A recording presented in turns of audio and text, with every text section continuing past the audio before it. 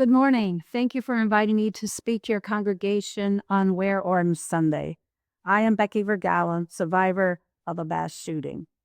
Let me share a verse from John, chapter 1, verse 5. The light shines in the darkness, and the darkness has not overcome it. Here is my story. On the morning of December 14, 2012, at 9:35 a.m., the unthinkable happened. A very deranged madman blasted his way through the front window of our locked school, killing 20 of our first grade babies and 6 of my dear colleagues in less than 5 minutes. I saw and heard things that day that no one should ever experience in a lifetime. I heard all 154 rapid-fire AR-15 gunshots. I heard children scream and then go silent. I helped a wounded colleague who had been shot 4 times and survived. I saw the bodies of my principal and school psychologist lying dead in the hall. 12.5 years later, I am still affected by that horrible day. As the shooting continued, I felt so helpless, cowering under a table. I started to hyperventilate, but I talked myself out of it, realizing it would not help matters if I fainted. Instead, I began to pray aloud, "Dear God, keep us safe." Another colleague recited the Lord's Prayer. All the time I kept thinking, this can't be happening at Sandy Hook School.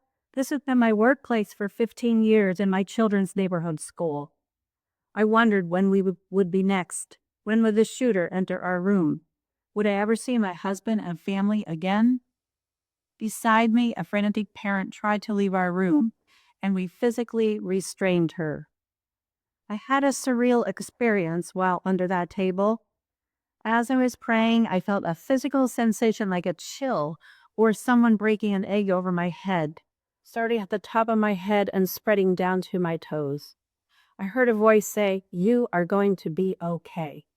I didn't wholeheartedly believe it at first, but I did have a more peaceful feeling descend over me.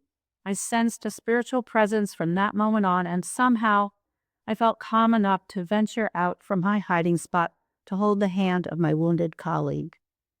The first time I returned to church, my friends asked me what they could do to help. I answered, "Please pray for me because I can't pray right now." All I could muster was the "Now I lay me down to sleep" rote prayer. I was so angry with God. How could he have let this shooting happen? How could it be his plan for innocent children to be gunned down in their classrooms? I searched for answers and found none. My faith was tested, and I struggled greatly. Fast forward a year and a half later, I retired and moved from Newtown to Milford, Connecticut. At our new church, Bob and I participated in a study of Adam Hamilton's book, Why? Making Sense of God's Will. Suddenly, I had clarity. I realized it wasn't God's plan for 26 innocent people to die. Rather, God gives each of us free will, and with that, evil sometimes prevails. I no longer blamed God for the shooting. I felt such a relief to know that my God wasn't responsible for that horrific tragedy. My faith was restored. I understood it was pure evil that entered my school on 12/14, and it was a dark and palpable force. The impact of gun violence extends far beyond the victims who are injured or killed. As a fellow survivor remarked, not all the victims died. I have been in and out of therapy and treatment for PTSD and hypervigilance for many years, and I am greatly improved.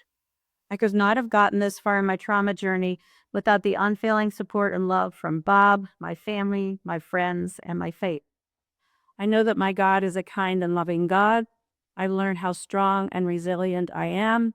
I've learned not to sweat the small stuff and to never, ever take life for granted. I've learned to expect the unexpected, and I know that love wins.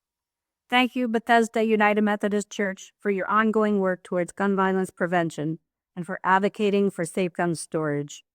Writing and calling legislators, attending rallies, joining a gun violence prevention group, or simply smiling at a stranger, listening to someone who is struggling, or practicing random acts of kindness can help change the world one person at a time.